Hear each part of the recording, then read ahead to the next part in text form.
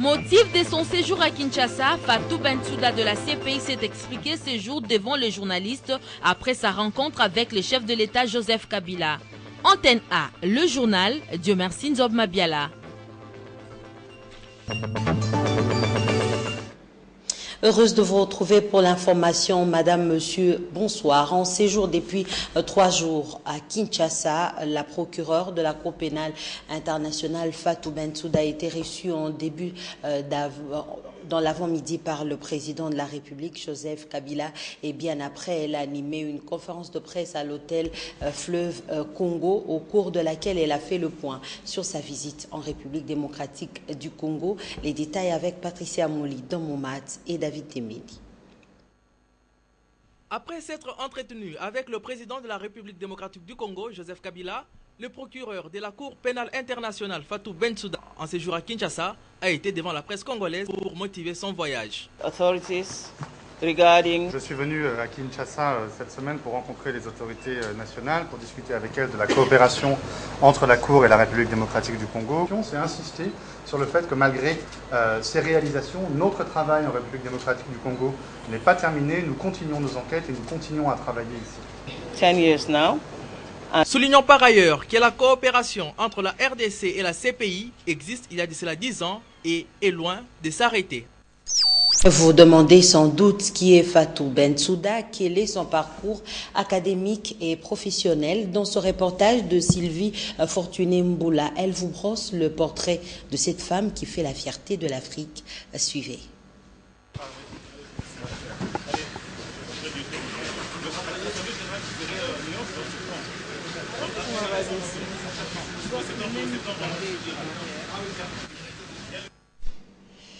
Voilà, j'étais en train de dire, vous ne connaissez peut-être pas qui est Fatou Bensouda. Dans ce reportage de Sylvie Fortuné Mboula, elle vous brosse son portrait dans lequel elle fait mention de son parcours académique et professionnel. Voilà, nous allons certainement vous proposer ce reportage avant la fin de ce journal. Sachez également qu'en début d'après-midi de ce jeudi 13 mars, l'armée congolaise a pris le contrôle du village Sassitassa, non loin du parc des Virunga, à la suite des combats qui a justement opposé les forces armées de la République démocratique du Congo aux rebelles ougandais. Selon le général-major Lucien Baouma, une cinquantaine des rebelles ont été tués pendant les combats et plusieurs armes lourdes et munitions récupérées par les FARDC. La conquête de cette localité par l'armée congolaise lui permettra de mener des opérations de ratissage dans la zone et de prendre en étau tous les rebelles ADF qui s'opposent encore à leur désarmement, ont précisé certaines sources sécuritaires dans la région.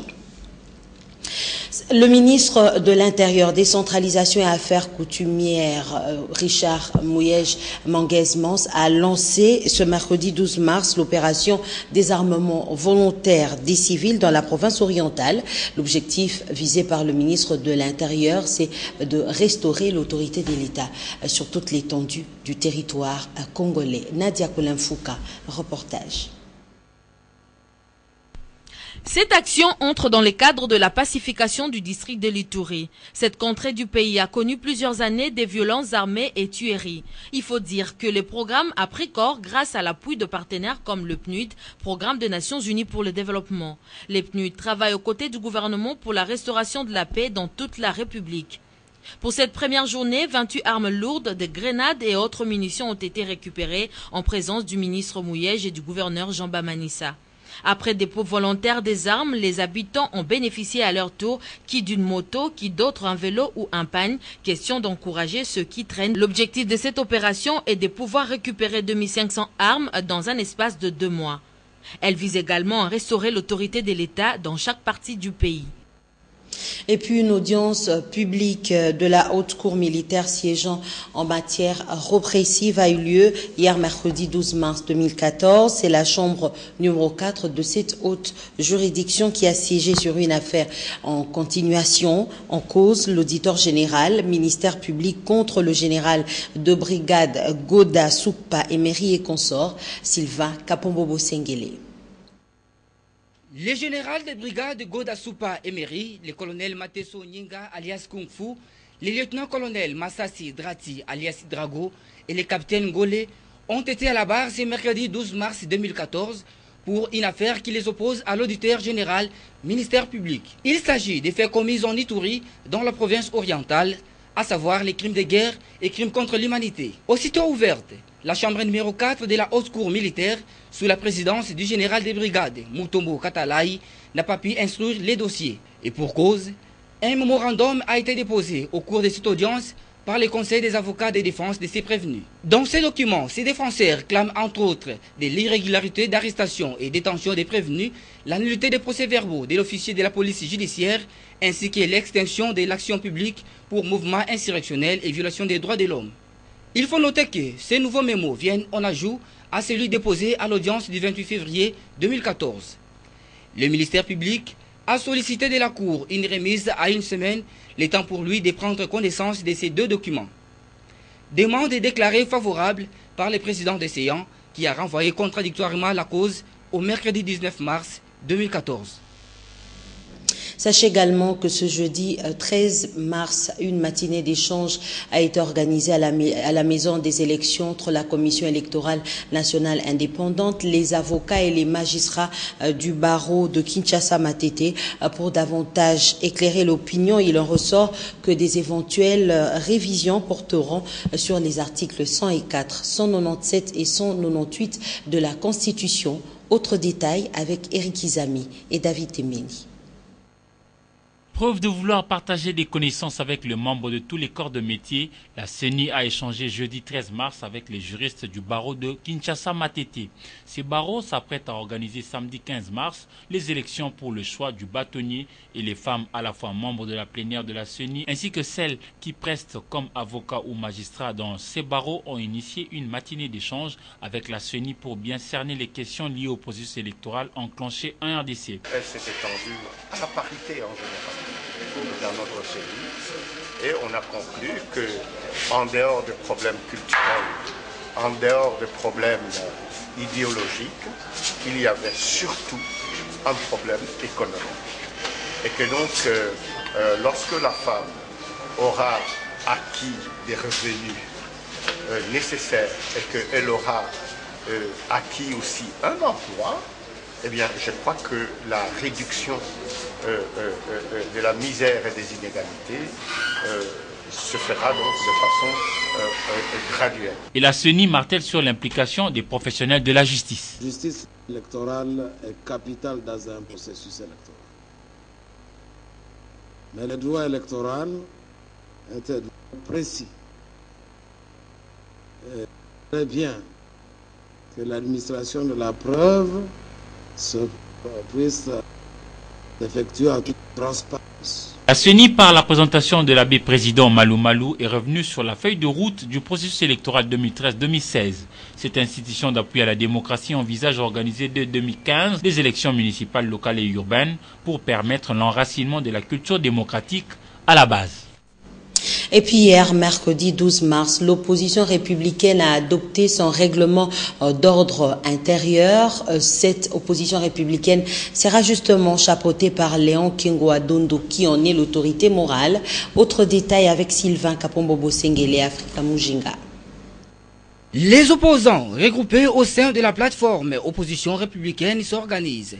Ils tiennent mordicus à se solidariser davantage dans le but de défendre haut et fort l'intérêt communautaire de la population. Au cours de cette rencontre, les opposants ont examiné article par article les règlements d'ordre intérieur de leur plateforme. Ces documents leur permettent d'éviter de marcher en ordre dispersé. Ils l'ont adopté. Mais quelles en sont les grandes lignes? Les grandes lignes, c'est-à-dire d'abord la motivation principale. Vous nous avez toujours dit que l'opposition doit s'organiser. Nous nous sommes organisés. dans un méga regroupement. Le deuxième élément important, ce sont les organes. Nous avons l'autorité morale, nous avons les conseils nationaux, nous avons la coordination et nous avons les représentants de l'autorité morale. Outre ces organes précités, on note également la coordination qui est secondée des 5 coordonnateurs adjoints regroupés en pôles, notamment les pôles économiques, pôles sociales ainsi que les pôles électorales. Dans un autre registre, le président de la commission ad hoc dans l'élaboration du point CD dirigé par Laurent Mulumba remis officiellement ce jeudi 13 mars un document standard au ministre des Postes, Téléphones, Nouvelles Technologies de l'Information et de la Communication, Trifon Kinké Mulumba. Celui-ci permettra à la communauté des internautes de connaître leurs droits dès l'accès au CD. Patricia Bassois, Blaise Lunda. Le document est rédigé selon le modèle de texte existant en Afrique, Europe et aux États-Unis. Selon le président de cette commission, Laurent Tumba, ce document permettra à la communauté des internautes d'évoluer en toute sécurité dans le domaine .cd. La charte permet, comme dans tous les autres pays, de définir les règles qui permettent à chacun, aux individus, aux entreprises, aux privés, aux organismes, de savoir quels sont leurs droits pour utiliser les domaines .cd. Le ministre Kinké Mulumba a félicité cette commission du travail abattu et lui a demandé dès sa signature une proposition des statuts de la structure pérenne chargée de la gestion CD. Le fait que nos pays n'avaient pas pu faire face à certains impératifs, le domaine .cd est géré à l'extérieur du pays, alors que pour nombre d'autres pays, ce domaine a été rapatrié. Nous n'avons pas pu le faire, nous, Congo démocratique, et nous avons connu, vous le savez bien, des réelles difficultés. La charte est en fait suite aux différentes initiatives prises en novembre dernier par le patron de Télécom et qui s'est poursuivie au Caire en décembre au 17e forum d'éthique du Caire en Égypte, au cours duquel le prof Trifon Kinké Mulumba a eu des contacts fructueux avec le président de l'ICANN, Fadi Chehad. L'Institut supérieur de l'informatique, programmation et analyse ISIPA a reçu dernièrement le prix de l'excellence dénommé BIS Arabique. Nous vous proposons ce qu'a été la cérémonie de cette remise de prix et qui a eu lieu à Dubaï, plus précisément à Atlantis de Palm Hotel, Laïn Bofandombungu. Démocratique de Congo, Institut supérieur de l'informatique, programmation et analyse. Cet événement a eu lieu à Atlantis de Palm Hotel le 29 septembre 2014. Le prix de l'ISIPA a été décerné par la Confédération mondiale des entreprises World Cup. Cette reconnaissance internationale accordée à l'Institut supérieur de l'informatique, programmation et analyse, ISIPA, au travers son promoteur, ingénieur Martin Ekanda Onyangunga, qui ne ménage aucun effort pour l'éducation de la jeunesse congolaise.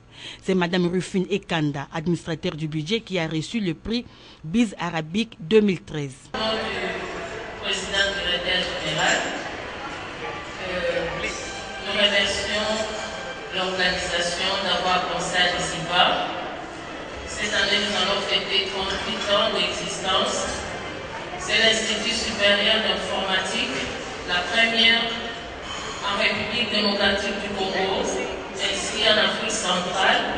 Et pour cela, nous remercions tout le monde ainsi que toute la communauté de l'ISIPA. Merci. En plus de la célébration, chaque cérémonie des remises de prix offre des possibilités de réseautage avec d'autres entreprises en circulation à travers le monde. Premièrement, nous sommes fiers de recevoir ce prix.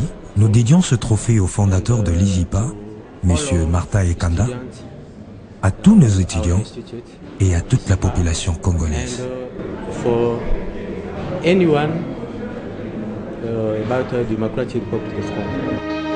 Les critères d'évaluation sont les suivants, à savoir le leadership managérial, le système de gestion des produits et des services de qualité, de gestion de créativité, d'innovation managériale, de soutien social et les résultats obtenus. Voilà qui caractérise cette institution supérieure d'enseignement privé. Tout à fait autre chose à présent. La lecture est une composante essentielle de la formation humanitaire car elle contribue à la promotion de la science. Justin Lukongo, patriote congolais exposant philatélique du 14e sommet de la francophonie, en est convaincu et c'est ce qui justifie le don des livres qu'il vient de faire à l'ISP Mbanza-Ngungu. Reportage signé par Polydor Patrick Gaziami. Le projet de distribution des livres aux universités et instituts supérieurs congolais, conçu par Justin Lukongo Selemani, remonte à plusieurs années. Aujourd'hui, il est réalité. Après l'université de Kinshasa, l'ISP Mbanza-Ngungu est la seconde institution universitaire à bénéficier de la générosité de ce patriote congolais qui tient à contribuer à l'élévation de la science. Aux étudiants, membres du corps académique, scientifique et administratif, Justin Lukongo a fait savoir qu'il pense déjà à un grand projet. Je préférerais qu'on puisse aussi associer les étudiants. J'ai proposé que chaque étudiant qui cotise par an, ce sera par an, cotise à peu près $10. À partir de ces $10 qu'on va déposer dans une banque, et à partir de là, il y a possibilité de créer des gros projets qui pourraient devenir des gros projets pour toute la République démocratique du Congo. Le geste a touché plus d'un. Je suis très ému de voir ce geste de la part de monsieur Justin qui est venu nous voir d'une manière désintéressée. J'éprouve des sentiments de joie parce que ce n'est pas chaque jour qu'on reçoit de grands lots de livres comme ça. Et il y a quelqu'un qui a pensé à nous. Et c'est du fond de cœur que je suis touché personnellement par le geste que vient de poser M. Lukongo en pensant faire un geste qui contribue à l'élévation de la science. 3 palettes de livres ont été remises à l'ISP Mbanza-Ngungu et sur ces palettes, des livres sur le marketing, les finances, les impôts, ainsi que des encyclopédies et des dictionnaires.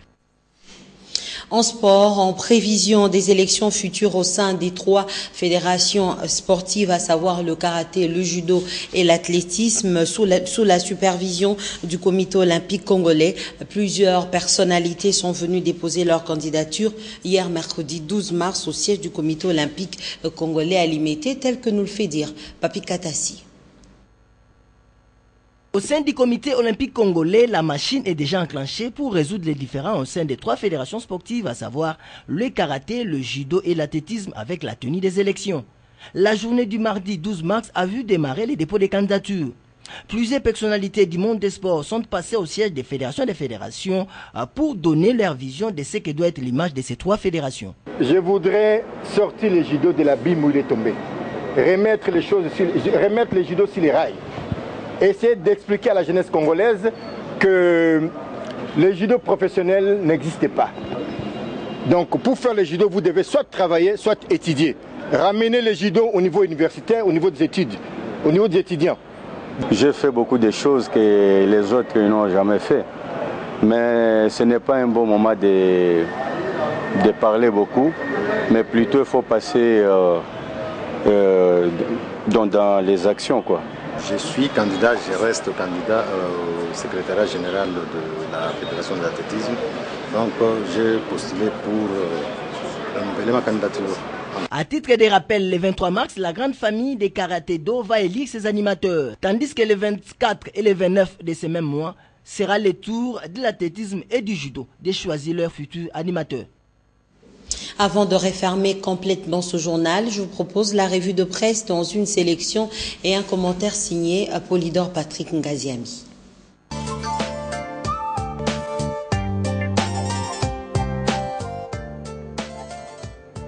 L'actualité traitée par les parutions de ce jeudi 13 mars est incontestablement dominée par le séjour de la procureure de la CPI à Kinshasa. Fatou Bensouda est à Kinshasa, affiche à leur une les dépêches de Brazzaville et le guide. Cette dernière, écrit le quotidien Les Dépêches de Brazzaville, place sa visite dans le cadre du renforcement de la collaboration entre la Cour pénale internationale et le gouvernement congolais.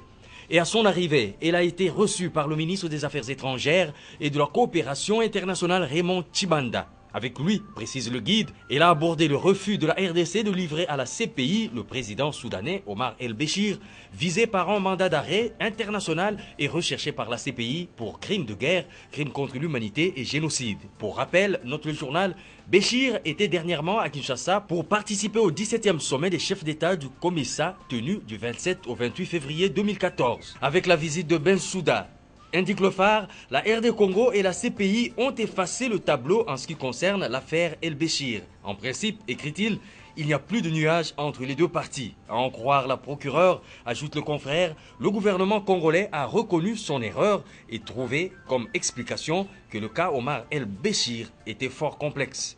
Les deux parties se sont engagées à renforcer leur coopération et à faire en sorte que cela ne se répète pas à l'avenir. Mais pour l'instant, a annoncé la procureure, son institution poursuit encore des enquêtes sur les violations des droits de l'homme et particulièrement dans la partie est de la RDC.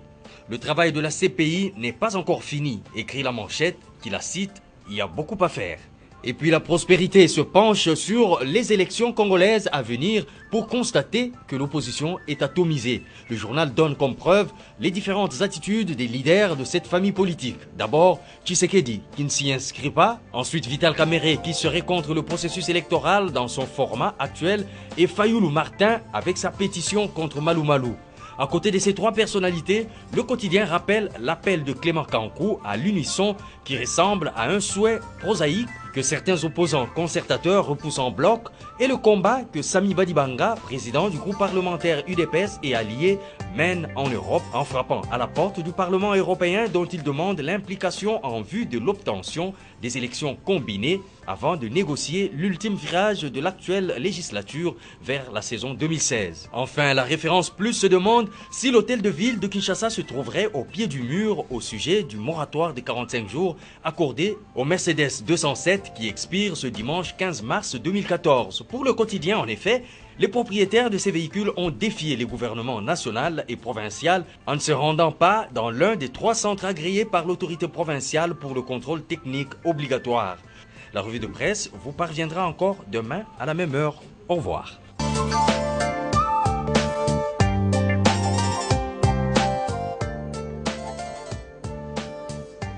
Voilà, c'est donc par ici que nous mettons un terme à ce journal. Merci à vous tous qui nous avez suivis à partir de Abidjan. Je vous retrouve demain à 8h pour le compte de la rediffusion d'analyse, à 19h pour les informations. Mais n'oubliez pas, à 7h30, 10h, 12h, vous retrouverez Nadia Koulinfouka Malala pour vous informer à 16h. Ce sera Magali Sissi. À demain et à bonsoir.